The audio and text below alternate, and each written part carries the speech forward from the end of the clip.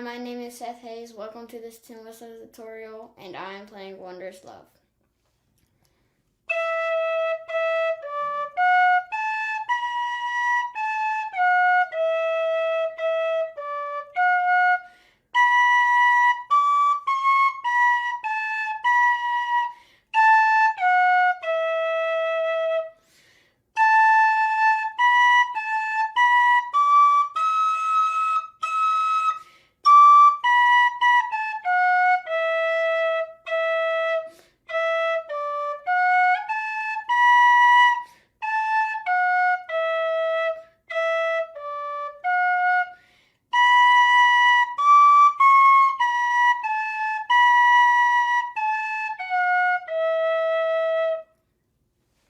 And I'm Mark Hayes, and thank you for joining us for another tin whistle tutorial.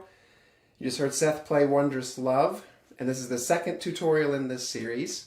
And so we'll give a little bit of a warm-up practice like we did before, and then we'll talk about some parts of Wondrous Love to play that one, and then I'm going to wrap up by playing Wondrous Love for you on a low D whistle, which is another variety of whistle that I have here. So some thoughts on warming up. Last time we just did one finger at a time until we got down to 6.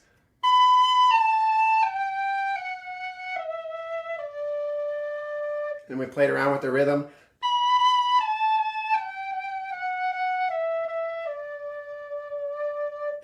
All right, some thoughts for warming up this time. You could come back up the scale from the low D back up to the B.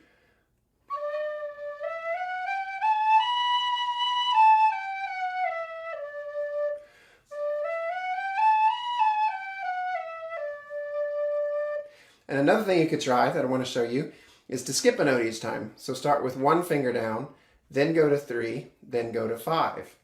So instead of going, you're going to skip 2 and 4 and go 1, 3, 5, like this.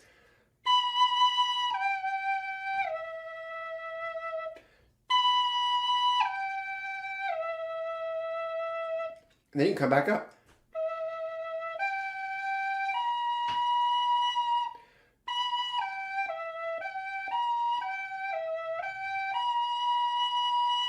And then you can start with 2 fingers down on the A, go down to the F sharp with 4 fingers, and then all 6. So 2, 4, 6.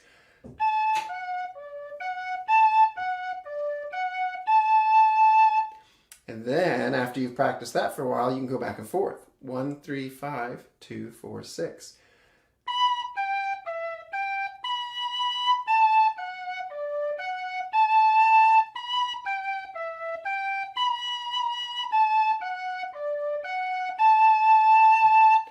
So a lot of times when you're playing the whistle, the notes in the song are not all going to be right next to each other.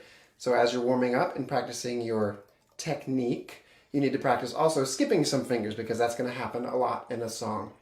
And in fact, in Wondrous Love, you're going to be skipping some notes right from the beginning, like this. There's your 4 to 2.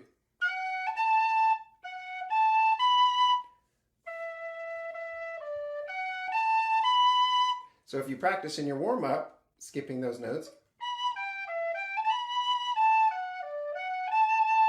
then you're ready for when you play the song.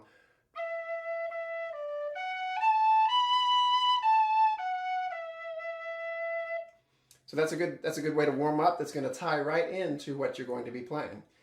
So in order to wrap this up, I'm going to play Wondrous Love for you on the low D whistle.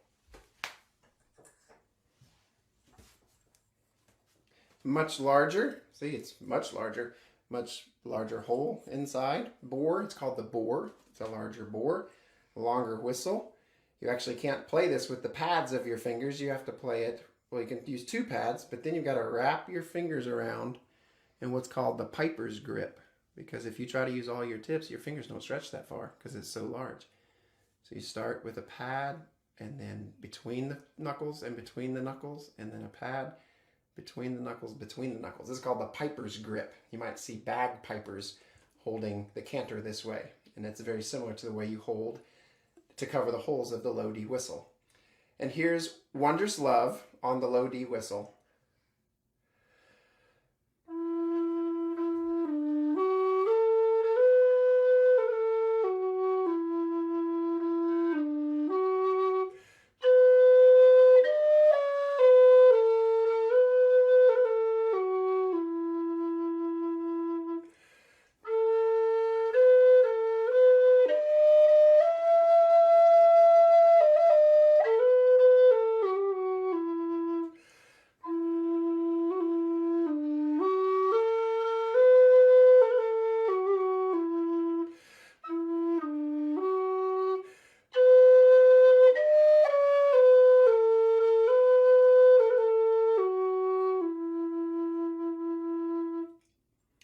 Wondrous Love on the low D whistle.